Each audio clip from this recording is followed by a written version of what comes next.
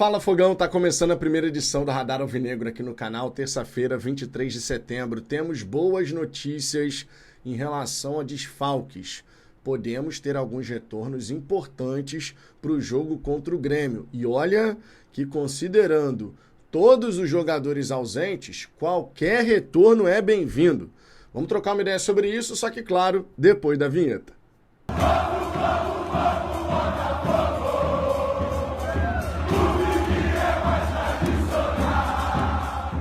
Vamos lá, Fogão, antes de mais nada, deixa seu like, clica no botão hypar, inscreva-se aqui no canal.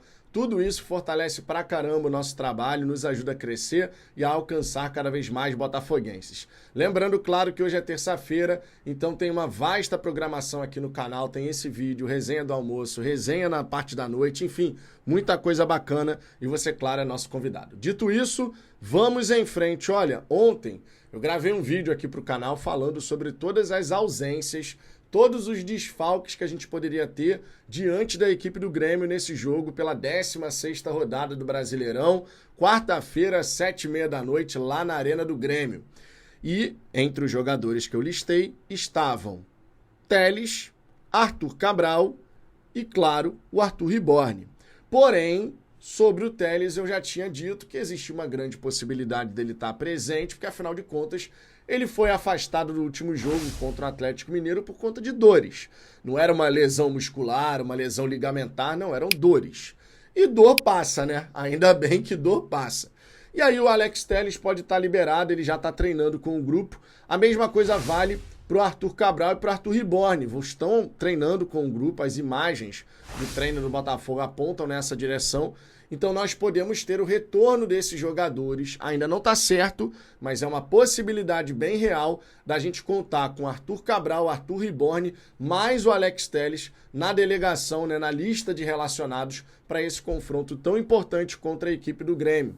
Se o David Ancelotti puder contar com esses três atletas, ótimo, mas ainda assim a gente deve ter que pegar ali alguns jogadores do Sub-20, pelo menos para poder fazer a composição de banco de reservas, né? A gente vai estar com poucas alternativas e mesmo que um garoto aí do Sub-20 não venha entrar, é importante que você tenha a opção lá no banco de reservas, né? Se necessário for, você tem que ter o atleta. Vamos ver como que o David Ancelotti vai decidir em relação a isso. Um outro ponto que eu queria falar aqui, Fogão, é que a campanha do Glorioso no retorno do Campeonato Brasileiro é de 5º lugar. Somente 4 equipes até aqui, nos 5 jogos disputados, nesse segundo turno do campeonato, fizeram mais pontos do que a gente. Uma delas, o Mirassol. As outras, quem está aí disputando o título nesse momento, Palmeiras, Cruzeiro e Flamengo. O Mirassol que já conquistou, deixa eu dar um confere aqui, foram 13 pontos. Deixa eu ver aqui, ó, 13 pontos em 5 jogos. Mirassol, então, nos últimos 5 confrontos tem 4 vitórias e um empate, justamente o empate com o Botafogo. Enquanto isso, o Botafogo, na 5ª colocação do retorno, tá ali com 3 vitórias e 2 derrotas. A gente tem 8 gols marcados, 4 gols sofridos. O Botafogo vai se mantendo estável ali no Campeonato Brasileiro, nessa briga pelo G4. E é o G4 que a gente tem que mirar e conseguir. Sem essa de ficar pensando que pode virar G5, G6, né? Isso pensando, claro, em fase de grupos na Libertadores, sem passar por pré. O Botafogo precisa ir direto para a fase de grupos. Já falamos bastante sobre isso aqui e tem vários motivos para isso, né? Além de você facilitar o planejamento da pré-temporada, que para SAF e Botafogo, né? Falar em planejamento e pré-temporada é sempre um problema.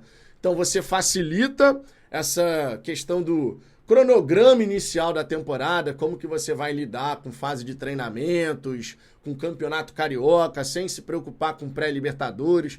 Você garante também já a questão da grana de premiação de fase de grupos, porque você tem certeza absoluta que você vai jogar todas as partidas dessa fase.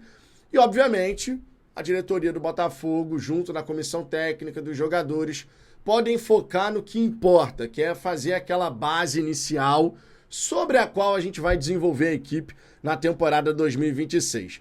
Tem muita coisa ainda para acontecer nesse Campeonato Brasileiro, mas visando a partida contra o Grêmio, pelo menos em relação a isso, boas notícias.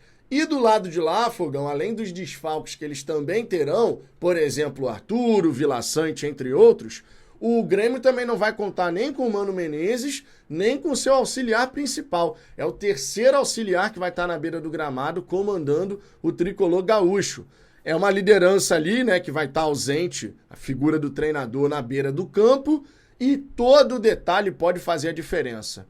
Mano Menezes, que não consegue fazer o Grêmio jogar muito bem dentro dos seus domínios, é apenas a 16ª campanha, a quinta pior, portanto, no Campeonato Brasileiro, jogando como mandante. 4 vitórias, 4 empates, 3 derrotas, 9 gols marcados, 9 gols sofridos.